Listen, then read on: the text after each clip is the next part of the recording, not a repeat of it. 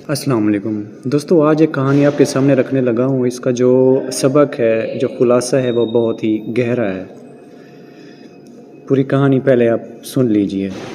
ایک عورت آپریشن کے کمرے میں داخل ہوئی تاکہ اس کا بچہ پیدا ہو۔ اسی دوران اس کی روح قبض کر لی گئی اور اس نے ایک خوبصورت بیٹے کو جنم دینے کے بعد وفات پائی۔ شوہر اپنی مرضی کے بچھڑنے سے بہت غمگین ہوا، جیسے ہوتا ہے، اور اس نے اپنے بیٹے کو اپنی سالی کے حوالے کر دیا کیونکہ وہ خود مصروف تھا۔ جا بھی ایسی تھی۔ 7 ماہ بعد اس آدمی نے دوسری شادی کر لی اور اس نئی بیوی سے اس کے ہاں ایک بیٹا اور ایک بیٹی پیدا ہوئی۔ 3 سال گزرنے کے بعد اس آدمی نے اپنے بیٹے کو خالہ کے گھر سے واپس لے آیا تاکہ وہ اس کے ساتھ رہے۔ بیوی نے اپنے بچوں کا خیال رکھا، لیکن اس بچے کا خیال نہ رکھا جو یتیم تھا، جس کی ماں فوت ہو چکی تھی۔ اس ماں نے اس کے ساتھ سختی برتی اور اس کو معاف نہ کیا۔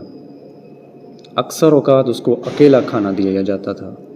ایک دن اس عورت نے اپنے خاندان کو رات کے کھانے پر مدعو کیا۔ بچہ کھانے کی میز کے پاس آیا اور وہاں موجود کھانے اور مٹھائیوں کی دیکھ کر اس نے کچھ لینے کے لیے ہاتھ بڑھایا تو اس دوسری ماں نے اس کو دیکھ لیا اور سختی سے ڈانٹا۔ پھر اس نے اسے چاولوں کی پلیٹ دی اور بالکونی میں بٹھا دیا کہ وہاں کونے میں جا کے بیٹھو اور کھاؤ۔ یہاں بیٹھو، جب تک مہمان چلے نہ جائیں اپنی جگہ سے مت ہلنا۔ بچہ جو بھی 4 سال کا بھی نہیں ہوا تھا، سردی کے موسم میں بالکونی میں اکیلا بیٹھا کھانا کھا رہا تھا۔ اسے سوتیلی ماں سے ڈر لگ رہا تھا کہ کہیں وہ باہر نہ نکلے اور اس کو مارے نہ، تو وہ وہیں سو گیا۔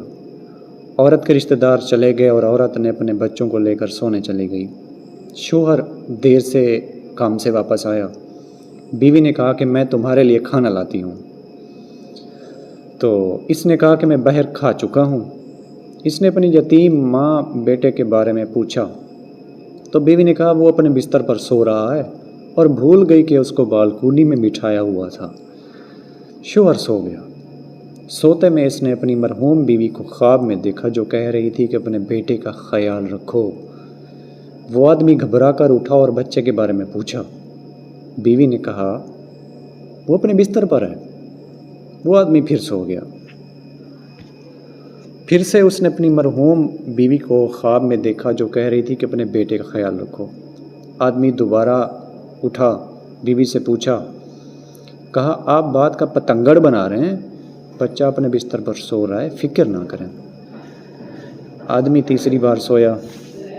پھر اس نے اپنی مرحوم بیوی کو دیکھا جو کہہ رہی تھی اب تمہارا بیٹا میرے پاس آ گیا ہے۔ آدمی گھبرا کر اٹھا اور بستر میں بچے کو دیکھا، وہاں نہ ملا بچہ۔ پھر اس نے اپنے گھر کے ہر کونے میں اس کو تلاش کیا، بچہ نہیں ملا۔ اس نے بالکونی کا دروازہ کھولا تو دیکھا بچہ سردی سے کانپ رہا تھا۔ اس نے اپنے جسم کو لپیٹ رکھا تھا اور سر کو گھٹنوں میں چھپا رکھا تھا۔ بچہ زرد چہرے کے ساتھ بے حرکت تھا۔ باپ نے اس کو ہلایا تو معلوم ہوا وہ انتقال کر چکا تھا۔ اس کے ہاتھ میں چاولوں کی پلیٹ تھی، کچھ کھا چکا تھا اور کچھ چھوڑ چکا تھا، کیونکہ اس سے ملنے والا تھا جو اس پر رحم کرے گی۔ وہ اپنی ماں سے ملنے والا تھا۔ خدا کے واسطے اپنے بچوں اور دوسروں کے بچوں کے ساتھ رحم دلی سے پیش آئیں۔ یہ بچے بولتے نہیں ہیں، یہ ڈر جاتے ہیں اور یہ کہیں اور جا کے ملتے ہیں، کسی اور سے جا کے ملتے ہیں۔ خود پر رحم کریں، اپنی زندگی پر رحم کریں۔ کیا اس کے بعد وہ بچہ جو اس کے خوابوں میں آتا رہے گا، کیا اس سے خوش ہو کے ملتا رہے گا؟ کیا وہ پہلی ماں اس سے خوش رہے گی، اس شوہر سے؟ کیا یہ شوہر ساری زندگی خوش رہ پائے گا اپنی دوسری بیگم کے ساتھ؟